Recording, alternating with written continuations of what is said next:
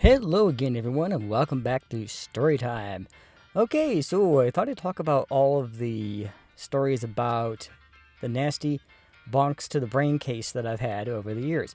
All the ones that I can remember, anyway, leading up to a few that friends have told me and family members, leaving the most worst possible head injury story for the very last.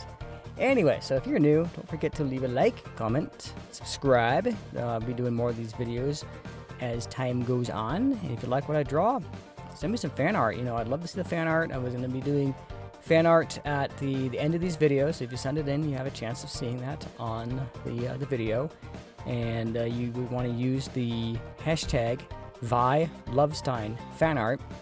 And let's get on with it. All right, so earliest I can remember, nasty bunk to the brain case that I had, that's the head, if you didn't know, is when I was probably about 4, maybe 5 years old, and I figured out how to unlock my car seat. So the car seat was in the back seat of my mom's car, and she was starting to pull out of a parking lot. And she had to hit the brakes really quickly because the car in front of her kind of cut her off. Right when I figured out how to open up my car seat, I flipped out of my car seat into the rear footwell of the car, upside down, whacked my head on a retaining bolt that was bolting the front seat down to the floor. And I started screaming and crying and stuff and was bleeding as well, too. My mom jumped out, ran over, opened up the passenger door, pulled me out, and there was from what my mom remembers, anyway, from telling me this story, because I couldn't really see the top of my own head, there was a significant amount of blood, and I had to have stitches. And I can remember as a little kid trying to pick at the stitches that were on the top of my head, and my mom getting mad at me for messing with that, so that was one of the most painful experiences that I had. I don't really remember much else from that, but the next one was when I was probably about 9 or 10, and my dad took me and my brother out to this hillside area where it had like a lot of bike trails and stuff. My sister wasn't around for this one because she was not old enough yet to ride a bicycle. And I had lost control of my bicycle when I was going down a really steep hill. And my brakes, I kept trying to pedal backwards to brake, but with all the loose dirt and stuff, I just could not stop. My dad was like right in front of me, kind of like stopped where there was like a little bit of a ledge by about, maybe like 2 or 3 eschatments or so. And I just went right off the end. I mean, I remember I closed my eyes and I put my hand out because I was going to try to grab a hold of his bicycle tire as I went past to try to stop myself. I missed grabbing a hold of the bicycle tire, went right off the edge, front tire hit first, flipped me off the bike, and I did a whole bunch of somersaults as I was going down this embankment. And I didn't have a helmet on when this happened either, so I whacked the brain case numerous times. And my dad and my older brother ran over to me because, again, little kid, hurt, and they started crying and stuff. And they came over to comfort me. And I can remember the prairie dogs kind of yipping in the background because this is out in kind of like wilderness type area. And it almost sounded like the prairie dogs were laughing at me about what happened. And I was okay. Didn't have any major injuries. Didn't have to have stitches with this one. And that was, pretty much it for that one. The next one that I can remember, I was in middle school, so I was probably about 12, 13, maybe 14. I was 14, because I started chemotherapy when I was 14 for an optic glioma tumor, and during the chemo treatment, I was starting to lose my hair. It's one of the side effects of chemo. And so I was wearing ball caps to class. Now, we weren't allowed to wear ball caps to class as part of the school rules, regulations, and whatnot. But since I was losing my hair, they made an exception for me. One of the other kids got mad at me for this because he wanted to be able to wear his hat in class, and since he couldn't, he got mad at me because I could. So he had been sitting behind me, and he reached over and slapped me in the back of the head and knocked my hat off. I picked up my hat, and then I started yelling at the kid not to ever hit me in the back of the head again. And then the teacher told me to sit down and shut up. Not the kid who hit me. Not the kid who assaulted me, mind you. No, there is no reprimandation, repercussions, or whatever from what I can remember for what he did to me, just the teacher yelling at me to sit down. Yeah, I grew up in a great school system.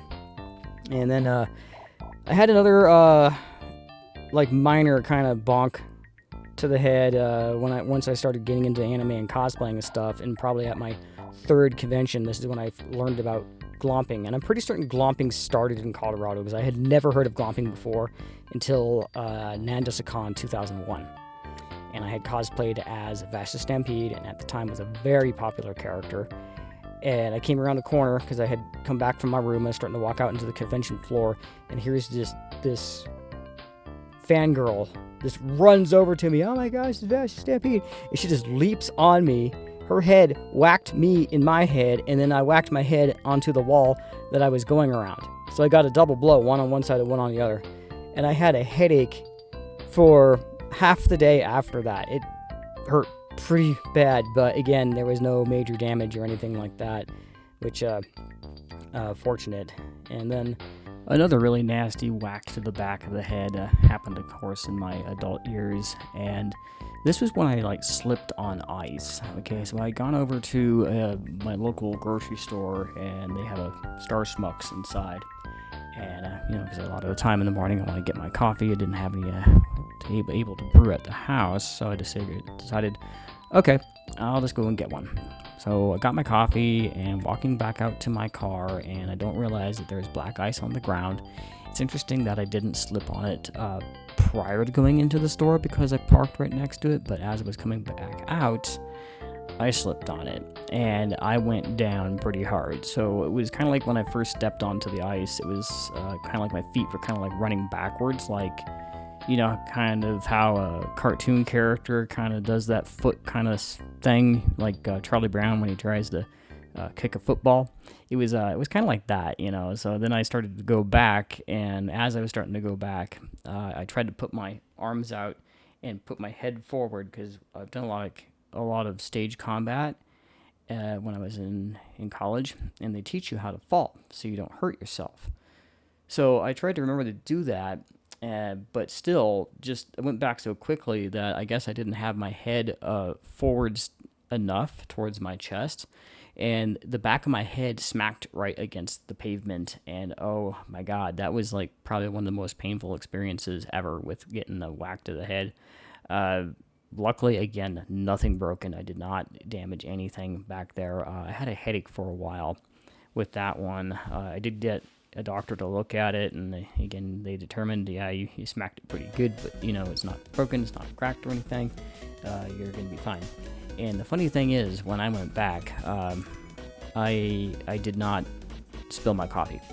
My coffee stayed in the upright position, and I held onto it as I went back and hit the pavement.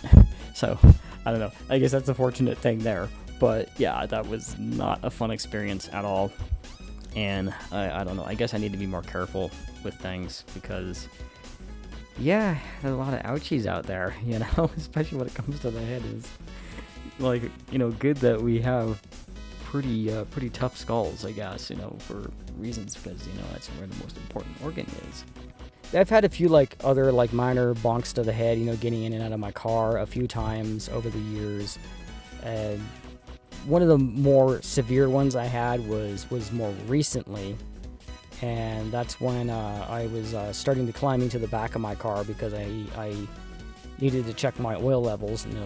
While you're getting in the back of your car to check your oil levels. Well, the reason why is because I had locked my car when I was at work, and the tailgate is always open because it's just difficult to open. So I figure, rather than going back and getting my keys, I'll just pop the tailgate, climb through the car, unlock the door.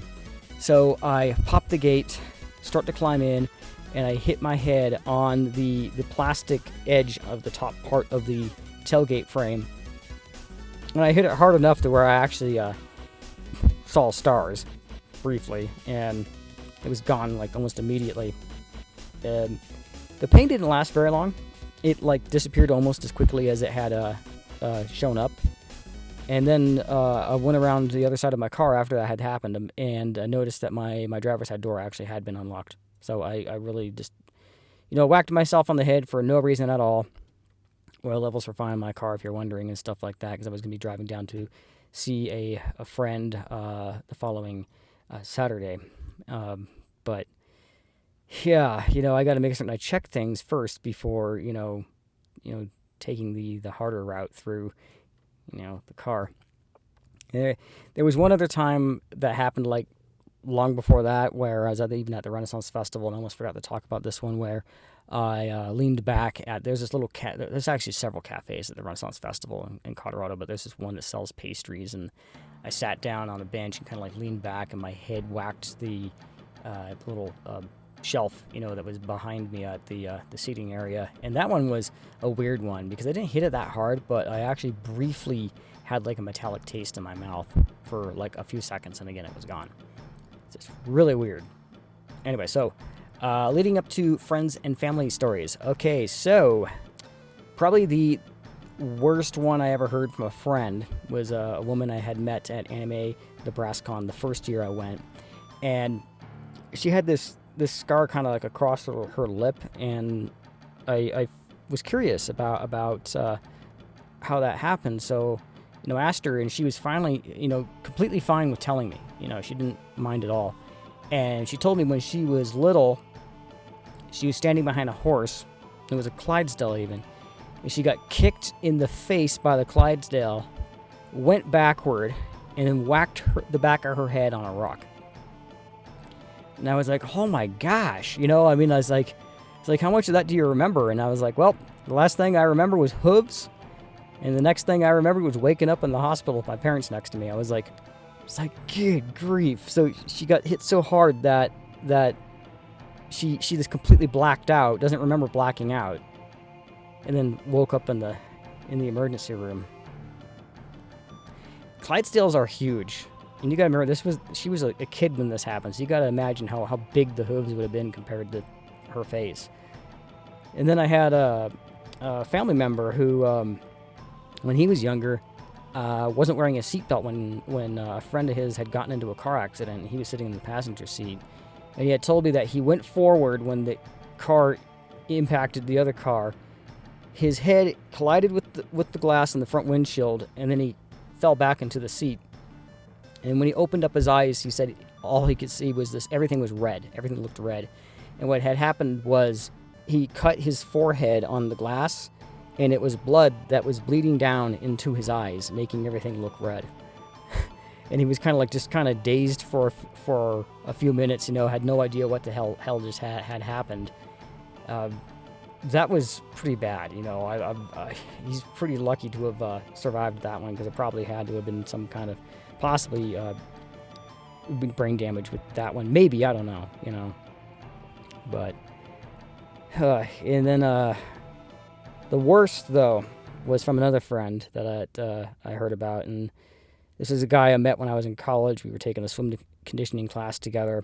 And he had told me, because he had this vertigo kind of thing where, if he looked down, he'd lose his balance and stuff, and he could fall, And he had said that he got rear-ended off of Kenosha Pass. That's in Colorado, in the South Park region. Yes, that actually is an actual part of Colorado.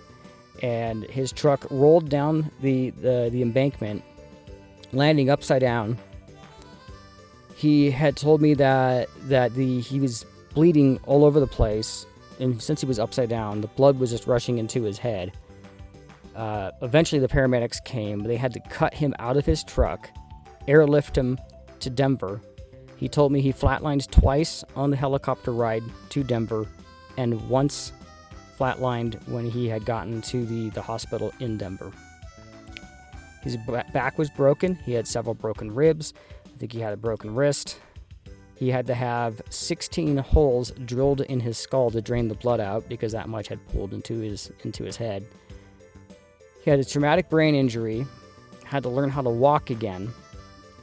This guy is lucky to be alive. He showed me pictures of his car after the paramedics had got him out of there and stuff like that. They photographed everything, and there were bloodstains all over the ceiling of his car, because remember, he was hanging upside down with this blood pooling everywhere. That's got to be probably the worst head injury story that I've ever heard, and more amazingly, survival story as well, because he lived through it.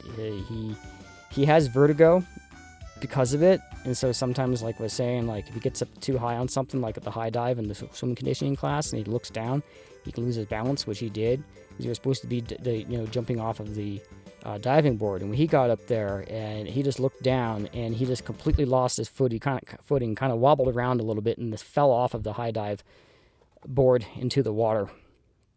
I was like, gosh, dude. I mean, it is amazing what humans can go through and live to tell the tale afterwards. Anyways, so that's all I got for this story. If you enjoyed this story, like what I draw here, once again, leave me a like, subscribe, comment, tell me your head injury stories if you have any and stuff. That'd be great and whatnot. And stay safe out there, everyone. And I'll see you later. Thank you.